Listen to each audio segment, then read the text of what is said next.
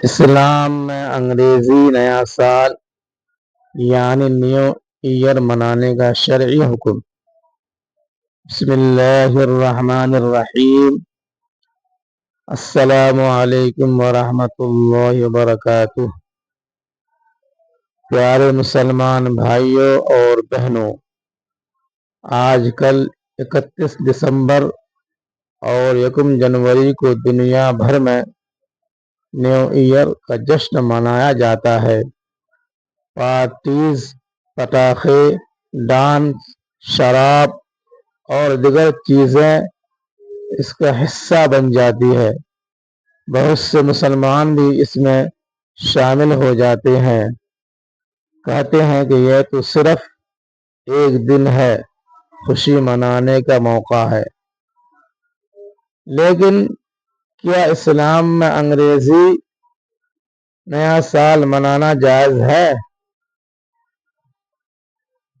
کیا یہ غیر مسلموں کی تقلید تو نہیں؟ آج کی اس ویڈیو میں ہم غیر مسلموں کی تقلید تو نہیں اور علماء کے اس ویڈیو میں ہم فتاویٰ کی روشنی میں اور علماء کے فتاویٰ کی روشنی میں تفصیلی جائزہ لیں گے۔ ویڈیو کے آخر میں ہم دیکھیں گے کہ مسلمانوں کا اصل نیا سال کون سا ہے اور اس موقع پر ہمیں کیا کرنا چاہیے۔ انگریزی یا گریگورین کیلنڈر عیسائیوں کا کیلنڈر ہے جو حضرت عیسیٰ علیہ السلام کی پیدائش سے منسوب ہے، حالانکہ تاریخی طور پر غلط ہے۔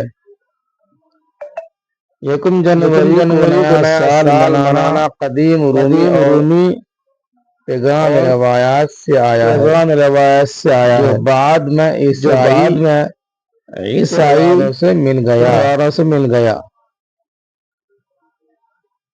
آج کل یہ سیکولر یعنی غیر مذہبی لگتا ہے، لیکن اس کی جڑ غیر اسلامی ہے۔ بہت سے ممالک میں اسے شراب، فحاشی اور موسیقی کے ساتھ منایا جاتا ہے، جو اسلام میں حرام ہے۔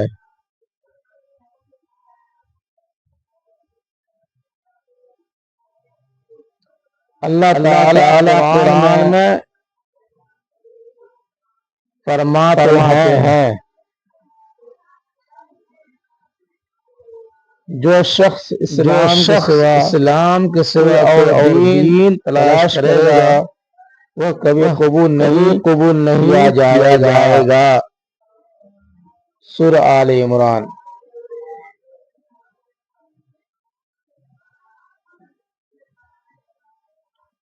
رسول اللہ صلی اللہ علیہ وسلم نے فرمایا جو شخص کسی قوم کی مشابہت اختیار کرے گا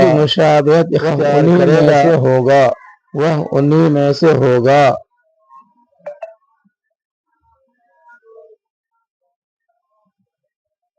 یہ حدیث واضح ہے کہ غیر مسلموں کی مخصوص رسومات کی تقلید حرام ہے۔ ایک اور حدیث میں ہے کہ مدینہ میں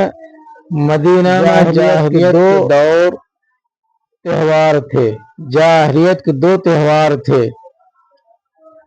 نبی صلی اللہ علیہ وسلم نے فرمایا اللہ نے تمہیں ان سے بہتر 2 دن عطا کیے، عید الفطر اور عید الاضحیٰ۔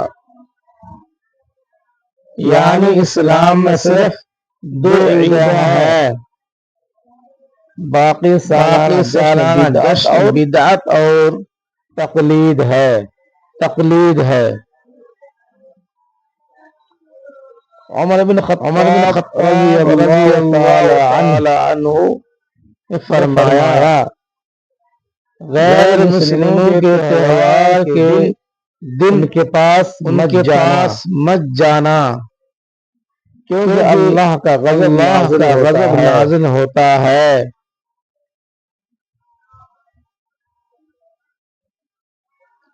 اکثر بڑے علماء اور ادارے اسے حرام قرار دیتے ہیں۔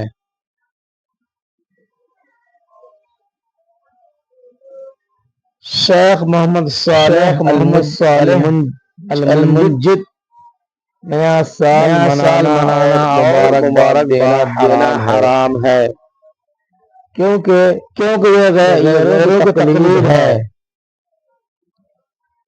سعودی عرب کی لائمیہ فتویٰ کمیٹی